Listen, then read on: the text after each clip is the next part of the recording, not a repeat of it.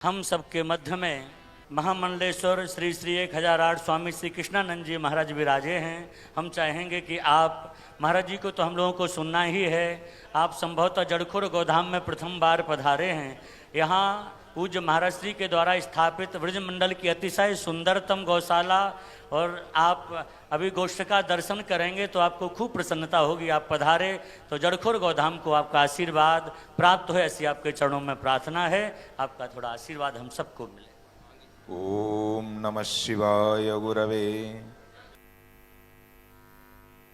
मूर्तये निष्प्रपंचाय शांताय भूय पदाम्बुजं सुरवरं भक्तामता च भरतेन आसेवितं राघवं। बोलिए वृंदावन बिहारी लाल की जय। जय जय श्री राधे श्याम। अखिल कोटि ब्रह्मांड नायक कर्तुम अकर्तुम अन्यथा कर्तुम सर्व समर्थ जगन्यंता जगदाधार आनंद कंद श्री कृष्ण चंद्र भगवान के पादारविंद में पुनः पुनः प्रणत होते हुए व्यास मंच पे विराजमान साक्षात नारायण स्वरूप सीताराम स्वरूप व्यास स्वरूप हमारे अत्यंत प्रिय दोनों पीठों को संभालने वाले स्वनाम धन्य और भारतवर्ष के प्रतिष्ठित संतों में से एक जो आज ब्रज की शोभा बढ़ा रहे हैं, ऐसे हमारे मलूक पीठाधीश्वर और रैवासा पीठाधीश्वर के चरणों में हमारा कोटिशा नमन। इस जड़खोर गौशाला में आकर के अत्यंत हर्ष हुआ और बड़ा अच्छा संयोग है। यहां पर ये जो गो आराधन महोत्सव चल रहा है, देखिए गायों का और ब्राह्मणों का एक ही कुल होता है। हमारे शास्त्रों में आया है एक जगह पर बृहत पराशर में कि ब्राह्मणाश्चैव गावश्य कुल में कम दुधा कृतम। गायें और ब्राह्मण ये एक ही कुल के दो लोग हैं, केवल दो रूपों में दिखाई पड़ते हैं लेकिन एक ही कुल के हैं। क्योंकि तिष्ठन्तेकत्र मंत्रास्तु हविरेकत्र तिष्ठति। एक के अंदर मंत्र स्थित होते हैं और गाय के अंदर हवि स्थित होती है। ऐसे इस जड़खोर गौशाला में गायों की बड़ी महिमा है कि गवाम ही तीर्थे बसती है गंगा। गाय के गोमूत्र में तीर्थ का वास है, गंगा का वास है। पुष्टिस तथा सा रजसी प्रवृत्ता कि अगर उनके चरणों की धूल अगर सिर के ऊपर पड़ जाए तो सभी प्रकार की समृद्धि की प्राप्ति हो जाती है। लक्ष्मी करीशे प्रणतौ च धर्मस। लक्ष्मी का वास है गोमय में, गाय के गोबर में। और सबसे बड़ी बात ये विष्णु स्मृति की बात है कि प्रणतौ च धर्मस। अगर गाय को कोई प्रणाम कर ले तो सभी धर्मों का पालन हो जाता है। तासाम प्रणामम सततम च कुर्यात्। इसलिए कहीं पर भी गौ माता मिल जाएं, वहां पर गौ माता को यदि आप प्रणाम कर लेते हो, प्रणाम करने मात्र से ही परम धर्म का पालन हो जाता है।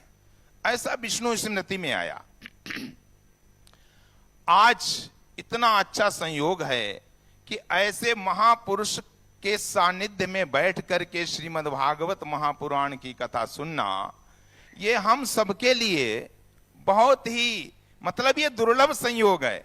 आदि शंकराचार्य जी ने कहा है कि दुर्लभम त्रयमे वैतत् देवानुग्रह हेतुकम मनुष्यत्वम मुमुक्षुत्वम महापुरुष संश्रयः। बोले ये तीन चीजें जो हैं केवल देव के अनुग्रह से ही मिल सकती हैं। देव का मतलब किसी देवता की सामर्थ्य नहीं है।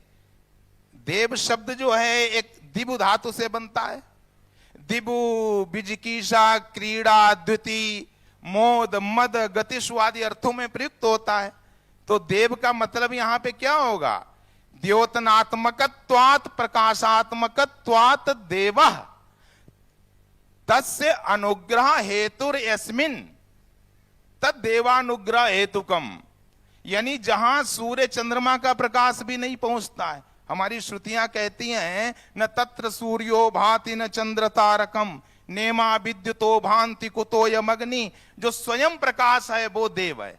बोले ऐसा वो परमात्मा जब अनुग्रह करता है, कृपा करता है, तब ये तीन चीजें कौन सी, मनुष्यत्वम, मुमुक्षुत्वम, महापुरुष संश्रय। यहां पर आदि शंकराचार्य ने सभी में मनुष्यत्वम, मुमुक्षुत्वम यानी त्व प्रत्यय लगा दिया। एक पाणिनीय सूत्र है कि तस्य भावस्त्व तलौ, अगर त्व लग गया तो मनुष्यत्व हो गया और तल प्रत्यय लग गया तो मनुष्यता हो गई। ये भाव के अर्थ में, यानी मनुष्य का जन्म तो मिल गया लेकिन मनुष्यता नहीं आई, मनुष्य के आचरण नहीं आए, मनुष्य की सोच नहीं आई। तो कौन हो तुम, मनुष्य रूपेण मृगाशरंती। केवल देखने में तो मनुष्य लग रहे हो लेकिन पशुओं की भांति विचरण कर रहे हो। और महापुरुष संश्रय, महापुरुषों का जो समागम यदि हमें मिलता है, इसमें भी देवानुग्रह का हेतु है, उस परमात्मा के अनुग्रह ही कारण है। क्योंकि ऐसे नहीं मिलता है किसी महापुरुष का संसर्ग। इसीलिए तो मैया देवहूति को कपिल भगवान ने कहा कि सताम प्रसंगान मम वीर्य संविदो भवन्ति हृत कर्ण रसायन कथा। मैया संतों का संग करो। अच्छा, वैसे सताम का अर्थ सज्जना नाम के भी अर्थ में होता है, लेकिन महाराज जी स्वयं कपिल भगवान उपदेश दे रहे हों और वो भी माता देवहूति को, तो वहां पर इतना हल्का अर्थ नहीं होगा सताम सज्जना नाम। भगवान के कहने का मतलब है कि संत कौन है, बोले सता परमात्मना एकी भवन्ति ते संतः तेसाम सताम प्रसंगान। यानी जिन्होंने मन बुद्धि चित्त अपनी आत्मा को परमात्मा के साथ एकाकार कर दिया है, ऐसे संतों का संग करो। बोले ऐसे संतों का संग करोगे तो मेरी लीलाएं सुनने को मिलेंगी, मेरी कथाएं सुनने को मिलेंगी। और उससे होगा क्या, बोले तज्जोषणादाश्वपवर्ग वर्तमनि, तज्जोषणात् तत्सेवनात्, उसके सेवन से क्या होगा, आशु शीघ्र। ये भगवान देर नहीं करते हैं। वाल्मीकि रामायण में आया एक जगह पर कि भगवान श्री राम का स्वभाव क्या है कि पातु प्रणत रक्षायाम विलंबम असहन्यव। विभीषण जब शरण में आया तो अभी युद्ध नहीं हुआ रावण के साथ, अभी लंकापुरी पर विजय नहीं मिली, और आते ही जो है तुरंत जलमगा करके पूरा तिलक कर दिया और लंकेश बना दिया। कहने का मतलब है कि ज्यादा समय न लेकर के केवल मैं यही कहना चाहूंगा कि ऐसे महापुरुष का समागम, उनके मुखारविंद से भगवान की कथा का श्रवण करना, और यहां पर गो आराधन जड़खोर गौशाला में बैठ करके जो एक स्वयं में तीर्थों का भी तीर्थ है, ये बहुत बड़ी कृपा है हम सबके ऊपर परमात्मा की, और संत की कृपा है। देवर्षि नारद कहते हैं कि महत् कृपयैव भगवत कृपाले साधवा। या तो कोई महापुरुष कृपा कर दें और या फिर भगवान कृपा कर दें डायरेक्ट। तो ऐसे महापुरुषों की कृपा है। मैं पुनः अपने प्रिय मलूक पीठाधीश्वर एवं रहवासा पीठाधीश्वर जी के चरणों में कोटिशा नमन करते हुए अपनी वाणी को विराम देता हूं। जय गो माता, जय बोलिए गोपाल। वृंदावन।